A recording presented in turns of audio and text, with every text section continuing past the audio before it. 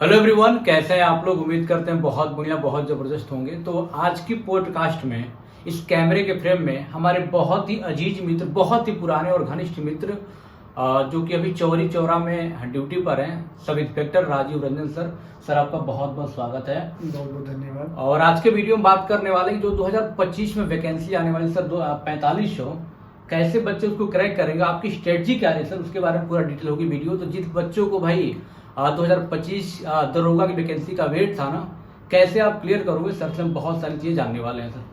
तो सबसे पहले सर शॉर्ट जर्नी आपका जानेंगे, फिर आगे हम स्ट्रेटजी पर बात करने वाले हैं सर। देखिए, मेरा नाम राजीव रंजन सिंह है। करेंटली मेरी पोस्टिंग चौरी चौरा गोरखपुर में है।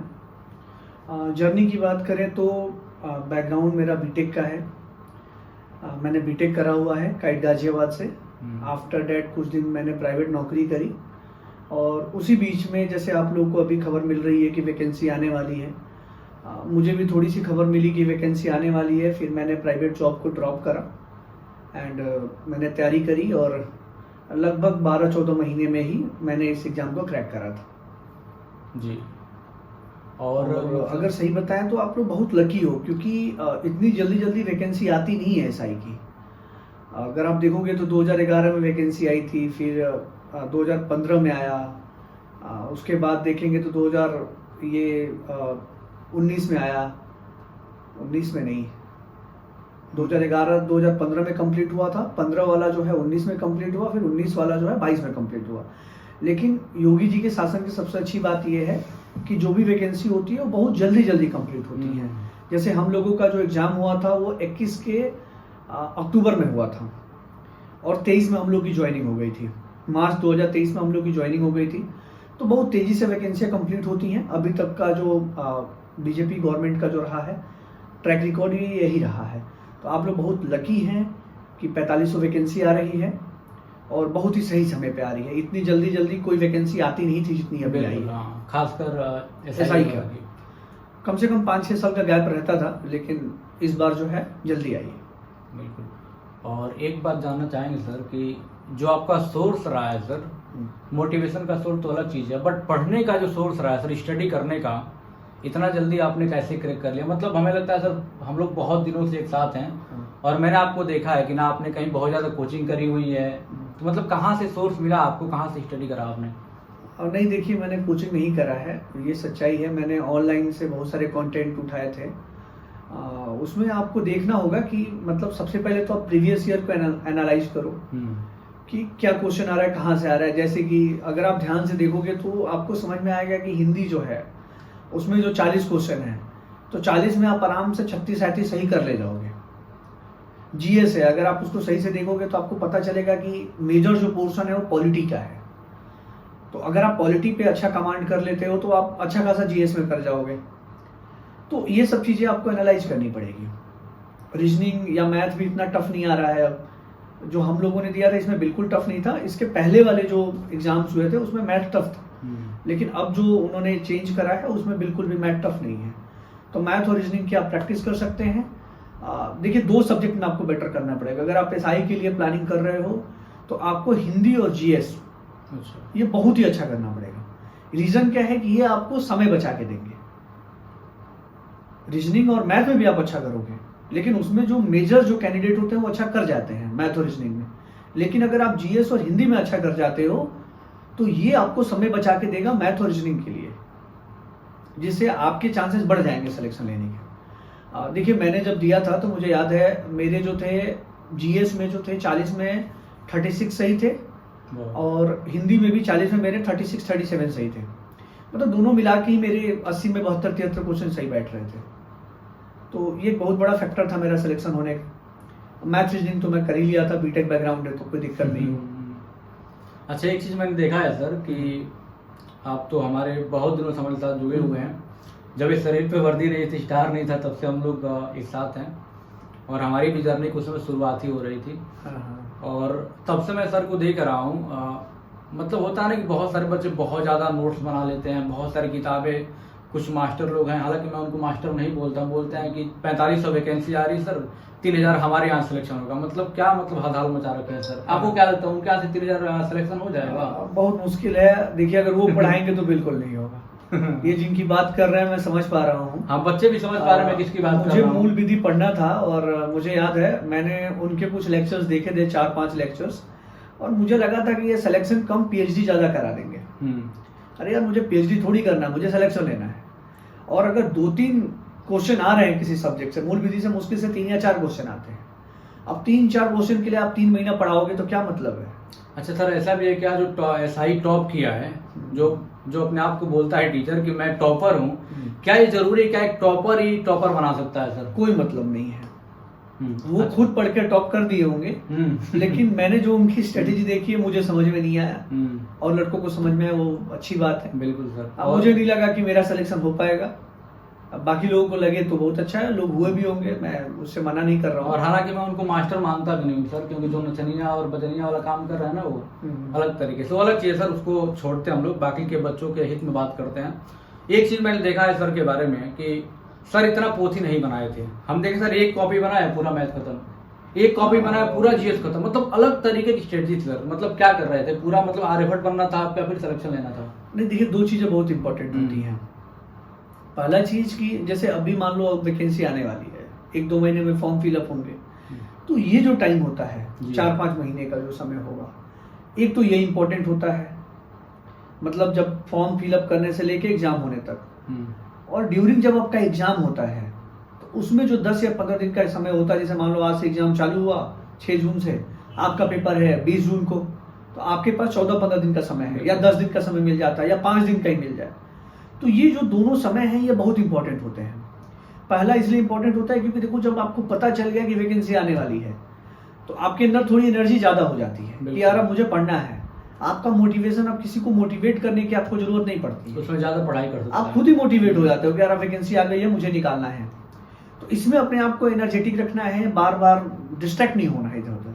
अब आपके दिमाग में ये होना चाहिए कि अगले 6 महीने मुझे सिर्फ पढ़ना है, जब तक कि मेरा एसआई का एग्जाम ना हो जाए।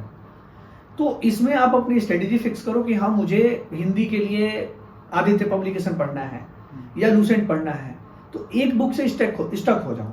जैसे मैंने आदित्य पढ़ा था, लूसेंट भी पढ़ा था। जैसे कुछ टॉपिक के लिए लूसेंट अच्छा है, कुछ टॉपिक के लिए आदित्य पब्लिकेशन अच्छा है। जीएस के लिए जैसे कुछ यूट्यूब पे बहुत अच्छे अच्छे टीचर हैं जो बहुत कम एफर्ट में बहुत अच्छा पढ़ाते हैं, जिनकी चीजें आपको याद रहती है। देखो, पढ़ना मैटर नहीं करता, आप कितना पढ़ रहे हो, क्या क्या पढ़ रहे हो, नहीं मैटर करेगा। मैटर ये करेगा कि एग्जाम हॉल में आपको कितना याद रहता है। मान लो आपने पढ़ा बहुत कुछ है, इतना पढ़ लिया कि आप रिवीजन ही नहीं कर पाओगे, तो क्या मतलब है उस पढ़ाई का?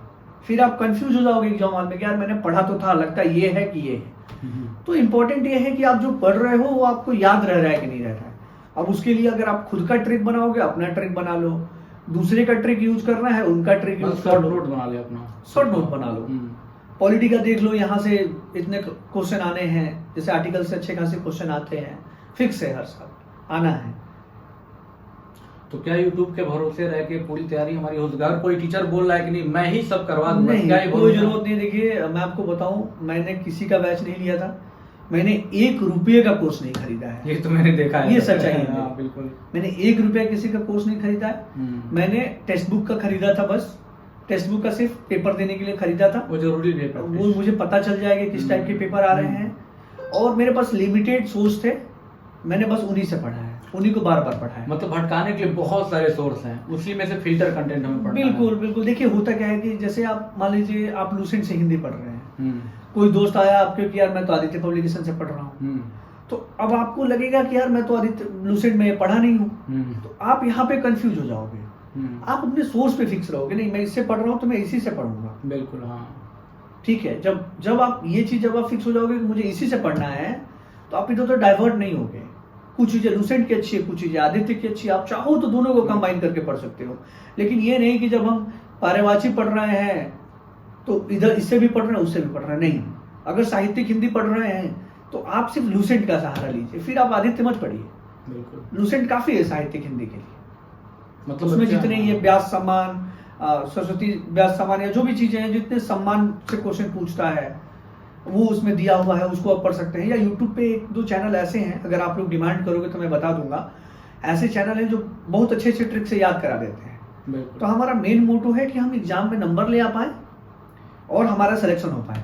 आज मेरा सिलेक्शन हो गया, मैं सब भूल गया हूँ, अब मुझे क्या मतलब है हाँ। कि कौन सी चीज कहाँ है, कौन सा कहाँ नहीं है। जरूरत भी नहीं है। मुझे जरूरत नहीं है। अब 2 साल हो गया लगभग जॉब को।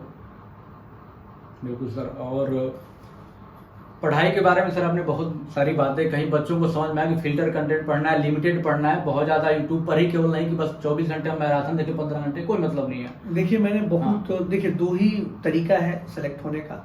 एक तो जब एग्जाम आ रहा है, खास तौर से जो 3, 4, 5 महीने या 6 महीने का जो पीरियड होता है, जी। इसमें अपना जी जान लगा दो। आप ये नहीं मैटर करता है कि आप 6 साल पढ़े हो कि नहीं पढ़े हो, बिल्कुल 16 महीने पढ़े हो कि नहीं पढ़े हो। ये मैटर करेगा कि आप 6 महीने पढ़े हो कि नहीं पढ़े हो। मेरी पढ़ाई 6 महीने का है। 6 महीने का है, वो मैटर कर जाएगा कि आप पढ़े हो कि नहीं पढ़े हो। बिल्कुल। दूसरी चीज ये है कि फिर अब उस बीच में डाइवर्ट नहीं होना, मतलब एक दिन भी पढ़ाई आपकी मिस ना हो।